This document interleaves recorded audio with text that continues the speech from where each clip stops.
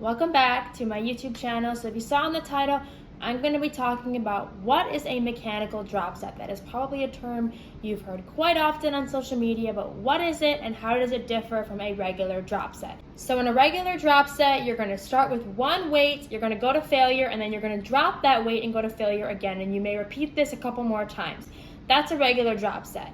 In a mechanical drop set, you're going from a position where the target muscle has less leverage to more leverage. So essentially you're going from a weaker position to a stronger position.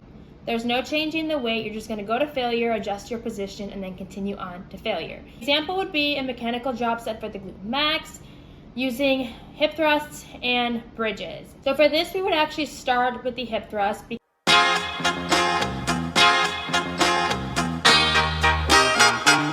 because the glute max has poorer leverage and greater degrees of hip flexion.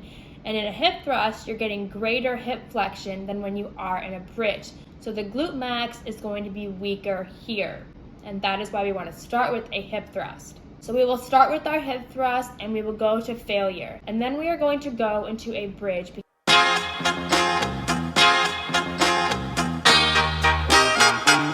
Because the glute max is stronger in a glute bridge because of the shorter range of motion. The glute max is more activated in a glute bridge than a hip thrust, and it has greater leverage because the glute max internal moment arm actually increases as we extend the hip. That just means the glute max gets stronger as you extend the hip. So as we are coming up into hip extension, the glute max is getting stronger. That is why we want to move from a hip thrust where the glutes are weaker to a bridge where the glutes are stronger. And then we can also finish with an iso hold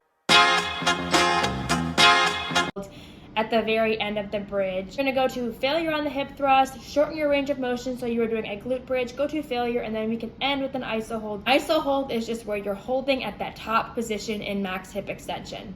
This will just allow you to finish off however much force the fibers have left that they can produce. So you are just exhausting the glute max.